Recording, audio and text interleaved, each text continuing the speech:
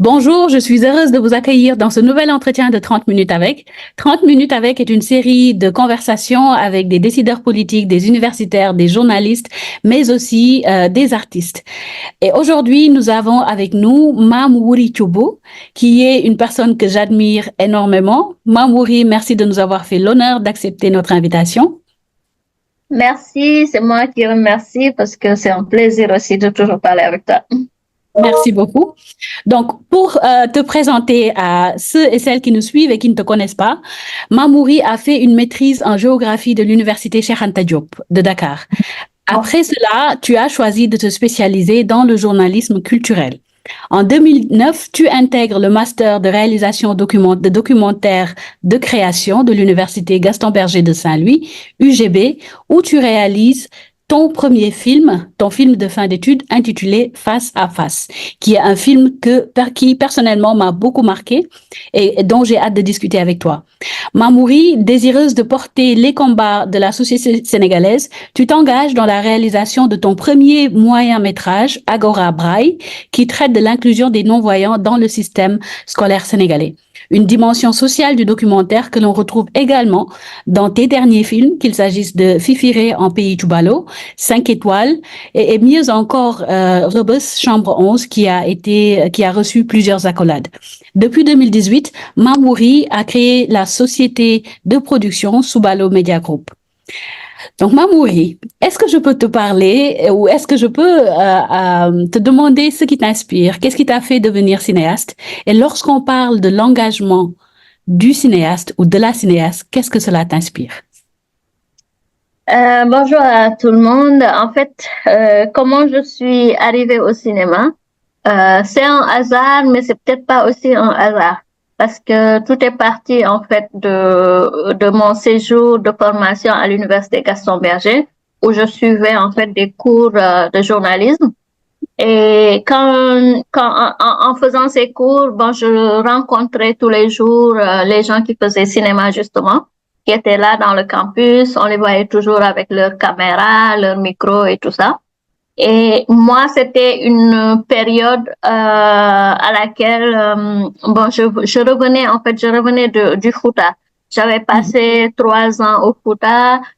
C'était la première fois que j'avais un si long séjour dans cette partie du Fouta d'où est originaire ma famille. J'avais grandi en entendant beaucoup de choses sur cette région. J'arrive, je débarque et je me rends compte que voilà, ce qu'on me racontait, c'était pas vraiment ce qui se passait dans la réalité de la vie de tous les jours. Et cela me questionnait beaucoup. J'avais plein de choses que j'avais envie de dire. Et comme j'étais déjà correspondante du journal Le Quotidien, je faisais des articles, j'essayais un peu d'exprimer cette frustration que j'avais par rapport à ce que je vivais. Mais je n'étais jamais satisfaite en fait. Je trouvais que ce que je disais ne reflétait pas vraiment ce que je vivais à l'intérieur parce que j'étais frustrée, je ne comprenais pas pourquoi quand on parle de mes parents Tchoubalo comme des êtres, voilà, des gens vraiment extraordinaires, qui étaient toujours dans des histoires héroïques où au quotidien ils relevaient des défis, mais que je me retrouve en fait dans un quartier où pratiquement la plupart les gens avaient beaucoup de problèmes pour vivre, ils ne mangeaient pas tous les jours. Voilà, le quartier était le quartier le plus pauvre de Matam en fait. Et donc tout ça m'a interrogée, m'a interpellée. Et je me suis dit que peut-être, en réfléchissant, je me suis dit peut-être le cinéma pourrait me permettre en fait de mieux exprimer cette frustration.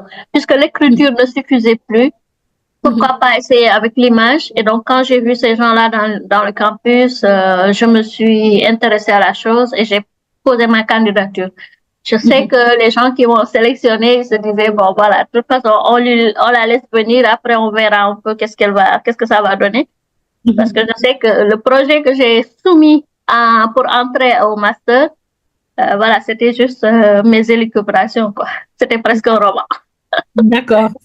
Donc, presque un roman. Est-ce à dire donc que le journalisme ne te suffisait plus? Parce que le journalisme est quelque part une sorte d'inquisition aussi, d'un regard que l'on porte sur le monde, d'une interrogation et une manière de délivrer l'information aux autres, de la rendre peut-être plus vraie, peut-être plus factuelle. Est-ce que cela ne te suffisait plus? Qu'il fallait donc l'image pour creuser davantage? Oui, parce que j'ai toujours ce sentiment-là que quand j'écris, je n'écris pas, je n'arrive pas en fait à écrire vraiment, à être satisfaite de ce que j'écris. Je ne suis jamais satisfaite de ce que j'écris. Même les articles que je fais, je me dis que voilà, je fais un dossier sur quelque chose, je sais que voilà, ce que je rends comme article, comme papier, ce n'est jamais satisfaisant. C'est peut-être lié au fait que, par exemple, pour le journalisme, on est obligé d'être objectif. On raconte les faits, il n'y a pas de parti pris. Donc la sensibilité journalistique, elle est ailleurs, c'est dans l'écriture, c'est dans la présentation des choses. Mais le point de vue, il doit être objectif. Alors que quand je fais un film, là, c'est vraiment ce que moi je pense, ce qui est au fond de moi, c'est ça que j'arrive à mettre dans les images, que je mets dans les images et que je transmets. Donc vraiment, ça me semble en fait plus satisfaisant de faire des films que le journalisme où on est obligé, voilà, d'être quand même quelque part, même si quelque part dans l'objectif, quoi. Il faut vraiment les faits. Et puis après, il y a peut-être des gens qui permettent de commenter ou de mettre un peu de soi. Mais généralement, moi, c'est dans l'image que je me retrouve le mieux. Merci infiniment pour ce partage.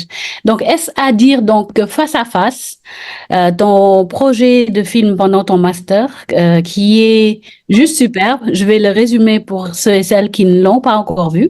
C'est un court documentaire, donc 17 minutes, qui se passe à Saint-Louis. Et dans ce documentaire, tu explores l'idée de la beauté, l'idée de l'esthétique. Qu'est-ce que cela veut dire? Et pour choisir de raconter cette histoire, ton histoire, parce qu'il s'agit de toi, tu as choisi de te mettre nu face à la caméra, de parler de ces élucubrations que tu évoquais tantôt et de dire qu'est-ce que la beauté en fin de compte? C'est une idée subjective, donc tu interroges des Saint-Louisiennes, des signards, y compris des signards, des esthéticiennes qui travaillent dans des salons de coiffure, Marie-Madeleine Diallo, entre autres, qui est une égérie, disons, de l'idée de la beauté, et tu leur demandes qu'est-ce que la beauté sénégalaise, qu'est-ce qu'être belle. Et donc, si tu me permets, est-ce que tu peux nous expliquer qu'est-ce qui t'a motivé à faire cette autobiographie face à la caméra et est-ce que ça a été dur de te mettre face à toi-même et quel enseignement en as-tu tiré? En fait, quand j'arrivais à Saint-Louis, j'avais déjà eu quelques séjours, comme je disais, j'avais passé déjà pratiquement 9 mois pendant lesquels chaque semaine j'étais à Saint-Louis pour faire mon formation en journalisme.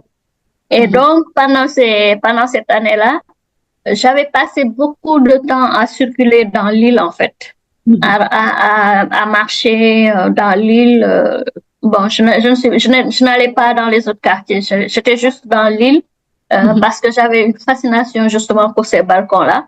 Je voyais en fait, toutes ces histoires aussi qu'on m'a racontées jeune, comme quoi à Saint-Louis, il n'y a que des belles femmes.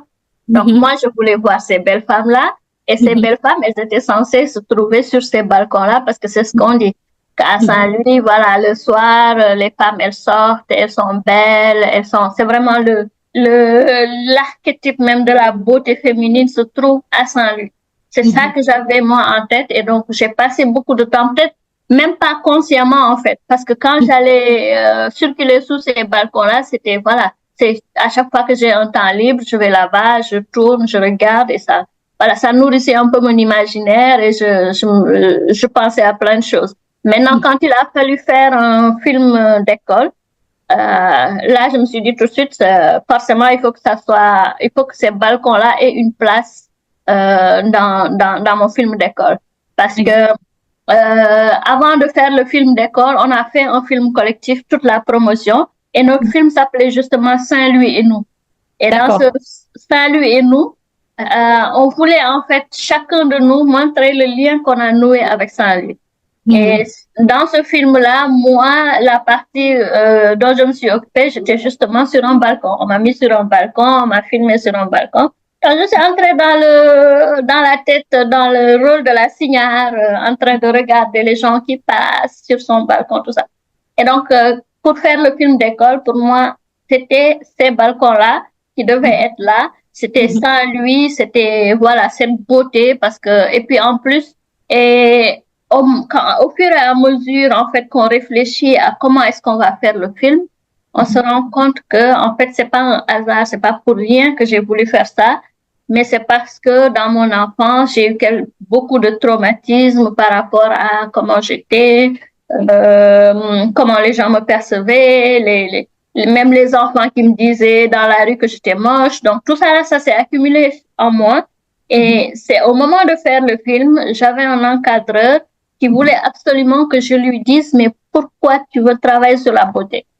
Et il fallait en fait répondre à cette question-là pour pouvoir faire le film. D'accord. Voilà, donc...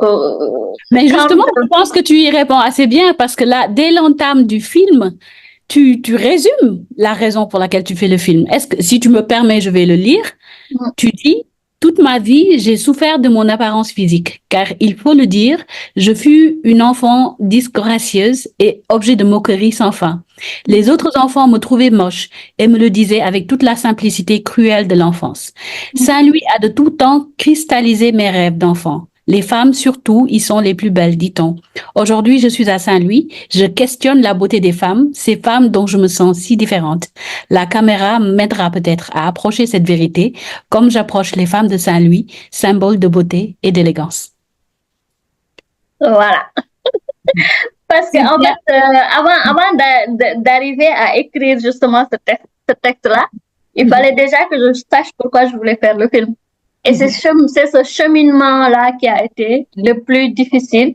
C'était un peu ça, je sais pas, c'est une catharsis ou, je sais pas, on appelle ça une thérapie, mais c'est le cheminement avant même de filmer. Il fallait écrire et c'est cette période d'écriture-là qui a été vraiment la partie la plus dure pour moi parce qu'après, filmer, ça devient plus simple. Quand on sait pourquoi on le fait, quand on sait qui on va filmer, qu'est-ce qu'on va filmer. Parce que là, on se rend compte que voilà, il y a un festival qui va se dérouler, il y a des signaux qui vont être, il y a un carnaval où il y aura des signaux, on décide de filmer ça. Mais derrière, pourquoi on fait le focus sur ces femmes-là? Pourquoi je suis allée voir Mame Saye Diop? Parce que Mame Saye, on la voit, c'est une beauté naturelle, elle est imposante, elle est, voilà, éloquente, elle a illuminé, en fait, les théâtres. Mame Saye, j'ai dit Marie-Madeleine, c'est Mame Saye Diop. C'est Mame Saye Diop. Oui, c'est Mame Saye Diop. Et voilà, donc c'était vraiment, le plus dur, c'était de mettre le point, justement, sur pourquoi on veut faire un film. Parce que c'est en fonction de la réponse qu'on donne à cette question-là, c'est ça qui va orienter, en fait, le film. On fait un film pour plusieurs raisons, mais voilà. Mais exactement. Le titre, alors, Face à face. On parle aujourd'hui de l'engagement de la cinéaste. Face à face, c'est comme si, après tant d'années d'interrogation, tu décides de faire une auto-ethnographie, car je pense que c'est de ça qu'il s'agit. Tu es l'objet du film. Tu es aussi le sujet du film. Même si en filigrane, on peut voir qu'on parle de beauté, d'esthétique, tout cela, je pense qu'il s'agitait d'un voyage de toi à toi-même. Donc, qu'est-ce que tu peux nous dire? Quel est, en fin de compte, à la fin de tout ce voyage, d'avoir interrogé toutes ces personnes, quel est le message de la délivrance? Parce qu'on te voit, tu fais tout ce voyage, tu interroges des femmes sur leur beauté, il y a ce carnaval qui se tient lieu à Saint-Louis, il y a des signards, des femmes très belles que tu interroges, y compris Mame Saye Diop, et à la fin, on te voit te maquiller, te tresser, et à la fin, décider d'enlever tout le maquillage, et tu es là face au miroir. Donc, qu'est-ce qui te traverse l'esprit ou quel enseignement en as-tu tiré? Que la beauté, en fin de compte, tu n'as pas besoin d'être maquillée, que tout ça, c'est un apparat de circonstances. Est-ce que tu peux nous dire qu'est-ce que cela t'a fait d'avoir fait ce film et qu'est-ce que cela t'a enseigné sur la beauté? En fait, là, je crois que j'ai surtout fait le choix de la facilité. Je suis paresseuse. Ok. Je suis paresseuse, surtout quand il s'agit de trucs de beauté. Se tresser, se maquiller, c'est trop compliqué pour moi. Donc là, je pense que j'ai vraiment choisi ce qui était le plus simple pour moi. Et le plus simple pour moi, c'était d'être moi-même. Exactement. Conserver voilà, mon naturel, que les gens pensent que c'est joli ou pas, que ça les concernait eux. Mais que moi, au fond de moi, que je sache que voilà, je suis à ma place, je suis la personne que j'ai envie d'être et je suis en paix avec le monde. Et je pense que ce film-là a libéré beaucoup de choses en moi. Ça a libéré énormément de choses parce que j'ai pu m'attaquer à des choses, m'imposer des challenges et les relever parce que justement, j'avais pu faire la paix avec moi-même. Je savais qui j'étais, je savais ce que je voulais, qu'est-ce qui était important pour moi surtout. Est-ce que c'est le regard des autres ou c'est le regard que moi-même j'ai sur moi-même? Je pense que ce film m'a permis de faire ce travail-là et c'était très important. C'est très important et c'est très, comment dire, affirmatif comme message. Parce que moi, je ne pense pas, en toute honnêteté, que j'aurais été en mesure de faire un pareil film. Je pense que j'ai toujours mes hantises, mes questionnements, etc. De pouvoir se placer face à la caméra, de dire qu'on va produire un film que tout le monde, n'importe qui va regarder, en fin de compte. C'est ça, pour moi, le summum de la libération et de la liberté de se dire je ne suis pas totalement libre parce qu'il y a un film que je dois faire et que je n'arrive pas à faire. Justement sur moi-même. Parce que quand j'ai fait ce film-là, justement, j'ai reçu aussi beaucoup de réactions, beaucoup de choses qui font que maintenant, si je dois prendre la même décision, peut-être je vais être un peu moins... Comment? De sois plus explicite. Par exemple, j'ai eu un projet, en fait, j'ai eu le projet de faire un film sur le célibat. Être célibataire à mon âge, j'ai largement plus de 40 ans, donc voilà. Je suis pas mariée, je n'ai pas d'enfant, je vis dans une société sénégalaise où voilà, une femme, c'est quelqu'un qui est mariée, qui a X enfants maintenant. Exactement. Donc, comment je peux me filmer en posant les bonnes questions, parce qu'il y a des questions quand même hyper sensibles qui concernent un peu mon intimité et tout ça. Est-ce que je suis prête à partager ça? Est-ce que je suis prête à refaire le même chemin? Ben, c'est encore un questionnement. Mais même que tu oses en parler en public, je pense que c'est preuve de courage et preuve de réalisme. Je ne pense pas qu'il doive y avoir des sujets que la cinéaste ou l'artiste de manière générale ne puisse aborder. Et justement, pour clore la conversation sur face à face, tu disais, si je veux être belle comme toi, tu demandais à une personne, qu'est-ce que je dois faire? Et après, tu dis, je me dis que la simplicité, c'est la grandeur, croire en sa propre valeur, comme une vraie africaine. Et quelqu'un te répond, en l'occurrence, comme une vraie Saint-Louisienne. C'est cela, la vraie beauté. Et je pense que c'est vraiment magnifique comme conversation. Et c'est vraiment aussi saisissant, cette image de la fin où tu es face au miroir en train de te démaquiller. Et voilà, c'est comme la fin d'un long périple de soi à soi-même. Et donc, moi, personnellement, je t'en suis reconnaissante d'avoir fait ce film. C'est un film, je pense, que plusieurs femmes, le maximum de femmes gagneraient à voir. Et voilà, j'espère qu'on fera en sorte que cela se réalise, que cela se matérialise. Maintenant, parlons de 5 étoiles. Notre film, bien, si tu devais regarder ta filmographie, tu as fait plusieurs films, 5 étoiles, Fifiré en pays Tchoubalo, dont tu as un peu évoqué l'idée sans pour autant aller au fond. Et il y a aussi Rebus Chambre 11. De quel film souhaites-tu parler maintenant? C'est compliqué, hein, Quel est le film que tu as fait qui t'a le plus marqué? Qui m'a le plus marqué, bon,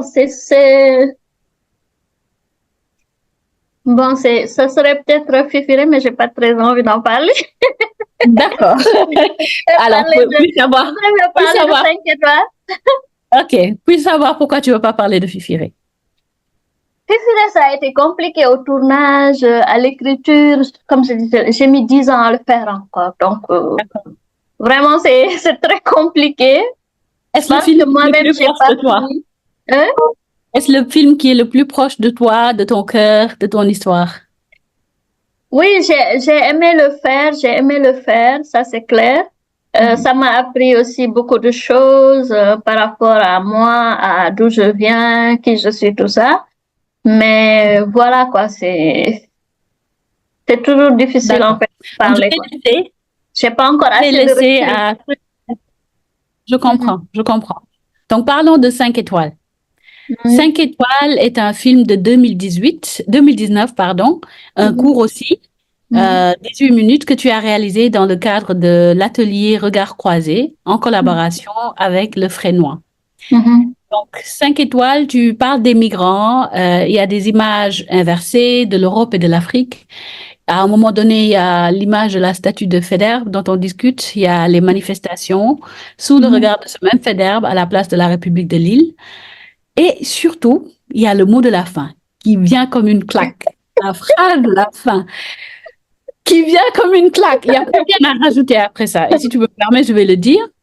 Ici, même pour chier, tu dois prendre un ticket qui résume toute la misère des migrants Mhm. qui vivent en Hexagone. Donc, est-ce que, Mamouri, tu peux nous expliquer pourquoi tu as fait ce film 5 étoiles, qui est rien qu'au titre, et pourquoi avoir choisi ce titre? Et comment tu l'as filmé? Est-ce que c'était compliqué? Est-ce que tu peux nous en parler plus? Bon, 5 étoiles, en fait, c'était quand je partais, c'était, je pense que l'atelier, je l'ai fait en 2018. Et c'était justement l'année où il y avait tellement d'arrivées de migrants en Europe, Mhm, où, voilà, aux actualités, il n'y avait que ça, quoi, les pirogues qui partaient du Sénégal pour arriver là-bas. mhm, Et bien sûr, comme tout le monde, je me demandais, ben, qu'est-ce que ces jeunes-là, ils vont chercher là-bas qu'ils n'ont pas ici? C'est une question qui me travaillait et j'étais même, voilà, j'étais limite en colère contre ces jeunes-là parce que j'avais l'impression, voilà, qu'ils fuyaient, qu'ils nous abandonnaient et tout ça. Et donc, mhm, quand j'arrive à Lille, c'était vraiment ce que je cherchais, quoi. J'avais déjà mis mon plan en place, tout ça, je voulais voir qu'est-ce qui se passait de l'autre côté parce que généralement au journal télévisé on voit ce qui se passe sur la Méditerranée, on voit ce qui se passe ici au Sénégal, mais en Europe qu'est-ce qui se passe, on savait pas trop. Et mhm, moi je me disais que peut-être si j'arrivais à documenter ça de façon suffisamment intéressante, que peut-être les jeunes ils réfléchiraient un peu mhm, avant d'y aller. Mais finalement c'est moi qui me suis mise à réfléchir en fait finalement, mhm, parce que je me suis retrouvée sur cette place-là à Lille, pour ceux qui connaissent Lille, place de la République. Mais c'était tellement chargé de symbolisme. Là, d'un côté, on a la statue de Faidherbe et juste en face de lui, il y a la préfecture du Nord. Et quand mhm, les migrants arrivent à Lille, s'ils veulent déposer une demande d'asile, c'est à la mhm, préfecture du Nord qu'ils vont aller la déposer. Et c'est eux qui leur diront, bon, vous restez ou bien vous fout dehors. Et puis moi, mhm, j'arrive chaque mercredi, il y a ces gens-là les sans-papiers, les associations de sans-papiers. Chaque semaine, ils sont sur cette même place. Ils partent de là justement pour aller faire leur petite marche en ville, revenir et demander qu'on leur donne des papiers. Donc, mhm, quand on a voilà, ce schéma-là, mhm, forcément, moi, ça m'a fait réfléchir parce que je revenais aussi d'un squat. J'avais mhm, vu les gens, comment ils vivaient dans un mhm, endroit sans toilette où l'eau, c'était un seul robinet. Ils étaient à 200 dans une vieille usine. Donc, je me pose la question, comment on est arrivé à cette situation? Comment on est arrivé à ce moment où on quitte son chez soi? Bon, quels que soient les problèmes qu'on a aussi au Sénégal, bon, on a quand même, voilà, un peu il y a toute cette empathie, cette solidarité qui fait que, voilà, on est quand même un peu, euh, on est un peu bien, quoi, et qu'est-ce qui fait que ces jeunes-là prennent tous ces risques-là? Ils ont risqué leur vie, en fait. Et sans exactement. remords, ils sont prêts à le refaire. ils sont tellement déterminés. En fait, moi, tout ça, ça m'a carrément bouleversée, quoi. Ça m'a interpellée, ça m'a interrogée. Je me suis dit, peut-être que c'est ma conception de la chose qui n'est pas la bonne. Et qu'il faut aller au fond des choses. Comment est-ce qu'on en est arrivé là? Et forcément, il y a la présence de ce Faidherbe-là qui est là, qui a conquis tous nos États. Voilà. Il est lui à Lille. De Saint-Louis à Lille, il y a l'omniprésence de Faidherbe. Voilà. Voilà. Oui. Et ça, c'était un symbole que je pouvais pas laisser de côté. Donc, finalement, ça s'est imposé dans le film. Et voilà, je me suis demandé, mais voilà, quand il venait ici, nous, on lui a pas demandé de venir, on l'a pas invité. Il est venu, il a conquis nos pays, ils ont pris toutes les richesses. Et puis maintenant, voilà, les gens, ils vont retourner là-bas chercher ce qu'ils avaient pris. Bon, peut-être, c'est un retour de bâton, quoi. C'est comme le dit le professeur Raoul au début du film, quand on trace un chemin à l'aller, il y a forcément des gens qui reviennent. Donc, c'est juste, c'était comme ça, quoi. Fatou Diom le dit très bien aussi. Il y a un entretien une intervention dans une émission qui est devenue virale, dans laquelle elle dit que voilà, que ça ne va aller que de mal en pis. Que l'Europe ne peut pas empêcher ce bâton de retour, cette réciprocité-là dans les relations migratoires. Donc, Mambouri, de cette interrogation, est-ce qu'on peut dire qu'en fin de compte, l'engagement du cinéaste est d'abord personnel, ou est-ce que l'engagement du cinéaste tient à des causes sociales? Quelle est ta réponse? Parce que pourquoi avoir aux antipodes de ce dont le film traite? Pourquoi avoir choisi de faire un film sur face à face, soi-même, donc soi-même face à la caméra, la beauté, l'esthétique? Et pourquoi avoir choisi de faire un film sur Rebeuss Chambre 11 dont on va parler tout de suite? De ces interrogations-là, comment on arrive à faire un projet de film? De ces interrogations personnelles, comment on saute le pas pour faire un film? En fait, c'est pour moi, si je peux parler d'engagement de ma part, c'est vraiment par rapport à mes ressentis, par rapport à ce que je ressens. Être journaliste, c'est être confronté à beaucoup de gens, beaucoup de situations. Et à chaque fois que je vois une situation qui m'interpelle, en fait, qui me remplit d'émotions, parce que c'est exactement ce qui s'est passé avec Agora Braille ou Chambre 11.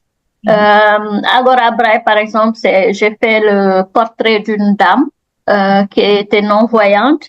En discutant avec elle, je me suis rendu compte qu'elle avait 5 enfants qui étaient non-voyants. Et donc, ces 5 enfants-là non-voyants, elle avait des problèmes, en fait, pour leur scolarisation. Elle s'interrogeait tout le temps, comment est-ce que mes enfants vont vivre? Parce que on sait qu'ici au Sénégal aussi les non-voyants, la plupart doivent tendre la main pour pouvoir vivre. Et donc cette maman d'enfants non-voyants était dans une détresse totale. Elle était dans une détresse totale qui fait qu'elle s'interrogeait. Elle avait même développé un goût. Et donc ça m'a carrément interpellée. Je me suis dit peut-être que je pouvais aussi contribuer en fait à vulgariser un peu ces questions-là. Ce questionnement qu'elle avait, parce que je suis sûre que elle n'était pas la seule dans cette situation et que beaucoup comme moi ne savaient même pas voilà, qu'elle vivait cette réalité-là. Et c'est comme ça donc que j'ai commencé à faire le film, à écrire le projet, voilà. Et voilà, justement, il y avait ce programme d'éducation inclusive qui était en phase pilote, que j'ai filmé aussi, que j'ai pu filmer parce que justement, les enfants de cette dame-là, d'Aïssatou Pouye, pouvaient aller dans ce projet-là pour pouvoir apprendre. C'est pareil aussi pour Chambre 11, quoi, parce que c'est une information. Je vais juste résumer le film un peu. Pour ceux et celles qui ne le connaissent pas, Chambre 11 résume l'histoire de Cheikh Ndiaye, 18 ans, et de Babacar Mané, 19 ans, qui meurent dans la prison centrale de Rebeuss à Dakar, dans la nuit du 27 août 2019. Ils sont morts dans leur cellule de la prison de Rebeuss à Dakar. Et c'est une tragédie, en fait, comme on a vu récemment avec les événements de mars 2024, là, la pléthore de personnes qui ont été libérées sans qu'il n'y ait aucune forme de procès. Je pense que c'est une réalité qui nous interpelle toutes. Donc, est-ce que tu peux nous parler encore de ce qui t'a motivé à faire ce film? On voit pas Chat, on voit comment Guy il s'appelle? Marius Sagna, Fou Guy Malade. Marius Fou Malade, voilà, Guy Marius Sagna. Qu'est-ce qui t'a motivé à faire ce film? Ben, c'est un peu cette, voilà, c'est juste en écoutant la radio, un jour, ben, on te dit, voilà, 2 jeunes prisonniers sont morts à Rebeuss. D'abord, on dit qu'ils ont été, c'était une bousculade. Ensuite, le lendemain, on revient pour dire non, on a fait d'autopsie, ils ont été électrocutés. Ben, tout de suite, en fait, l'histoire m'a touchée, en fait. Je ne connaissais pas ces jeunes. Je pense que j'ai vu leur maman parler à la télé, j'ai senti leur détresse, en fait. Et je me suis dit que voilà, c'est un genre d'histoire, nous sommes un pays où ça arrive beaucoup plus souvent parce que il y avait eu quand même beaucoup d'autres situations qui s'étaient passées. Mais ça, c'était quand même des jeunes, c'était des gens qui n'avaient même pas 18 ans. Et puis, aux informations, on dit que voilà, l'un d'entre eux, on l'a pris parce qu'il n'avait pas de carte d'identité. Donc, ça veut dire que ça peut arriver à tout le monde. Comment on peut entrer en prison parce qu'on n'a pas de pièce d'identité, se retrouver à Rebeuss. Normalement, on reste au commissariat, mais on se retrouve à Rebeuss et on y meurt en plus. Et après, derrière, il ne se passe rien. Sinon, qu'on voit les autorités faire le tour des familles, distribuer de l'argent, et puis voilà, c'est fini, quoi. Moi, c'est ça qui m'a le plus blessée, ce manque de... Il n'y a pas de reddition, en fait. Personne n'est responsable de rien. On a vécu le Diola, ce naufrage qui a fait 2000 morts. Il n'y a aucun responsable jusqu'à présent. Et donc, c'est des situations qui ont tendance à se répéter. Et moi, ça me semblait vraiment insupportable de vivre ça. Et j'ai commencé à m'intéresser aux familles. Et en parlant avec les familles, vraiment, on se rend compte que c'est une tragédie incroyable. C'est toujours tellement, tellement douloureux pour ces familles qui ne peuvent même pas faire leur deuil. Une maman qui ne peut même pas faire son deuil parce qu'elle n'a pas vu son enfant. Et c'est tellement incroyable. Et justement, cette tragédie-là, ben, elle s'est reproduite avec toutes ces violences qu'il y a eu ces dernières années. Donc, c'est vraiment un film, je pense que il faut que je fasse encore plus d'efforts pour le montrer, quoi.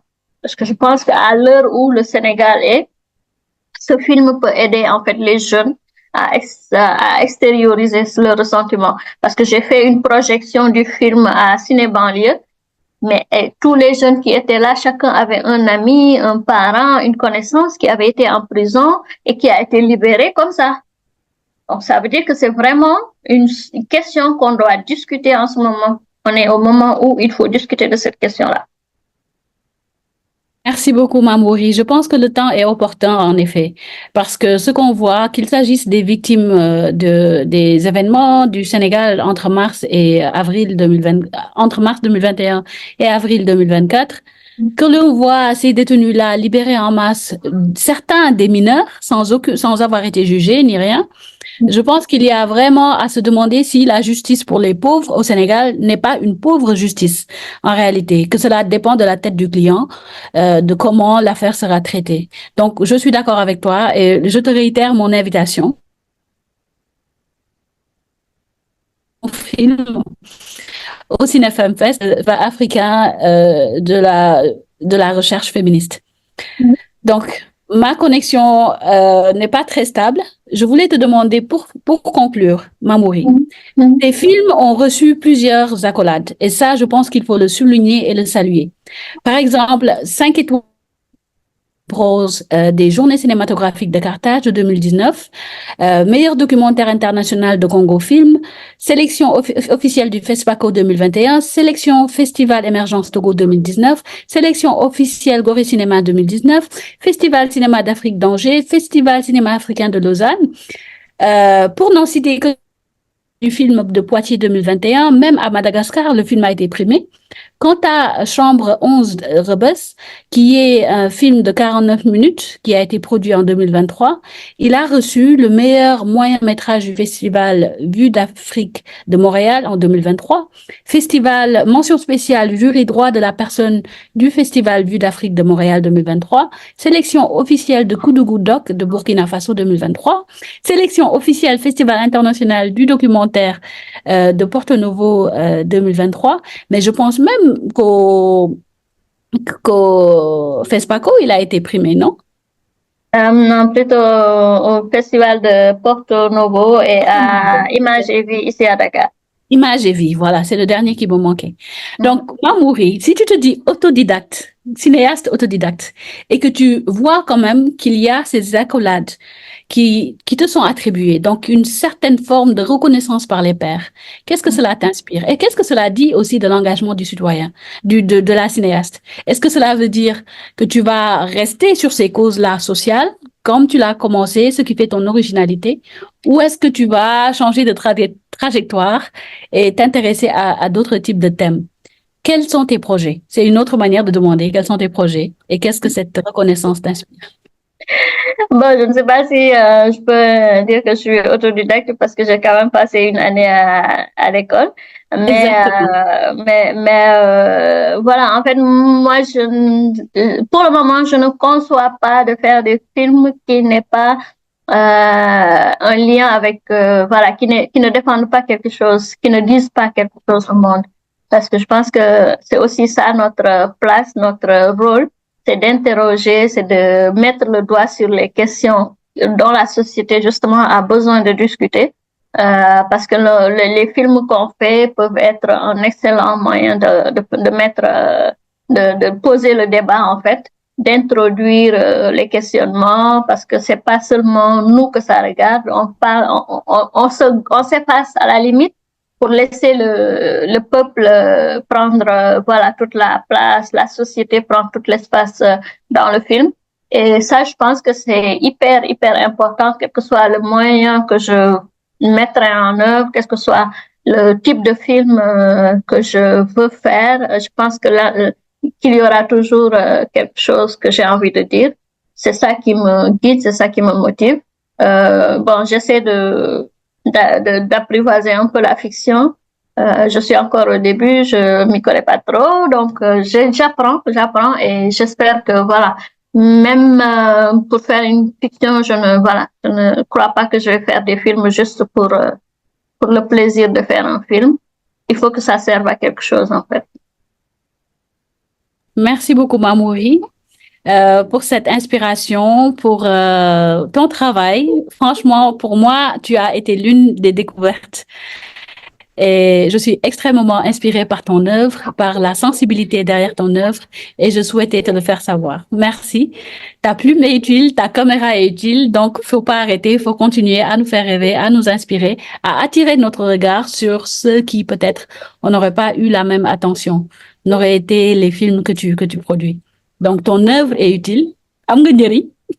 Merci infiniment. Merci. En fait, je te remercie parce que voilà, depuis qu'on se connaît, tu es toujours à me supporter, à me booster parce que tu dis des choses que vraiment, moi, je crois pas que je suis aussi intéressante. Hein. Ça, c'est toi qui le dis. Mais voilà, merci beaucoup quand même d'être toujours là et de me booster, quoi. C'est important aussi. Merci beaucoup, Mamouri, et à très bientôt pour parler de ton nouveau film. Inch'Allah. Inch'Allah. Au revoir. Au revoir.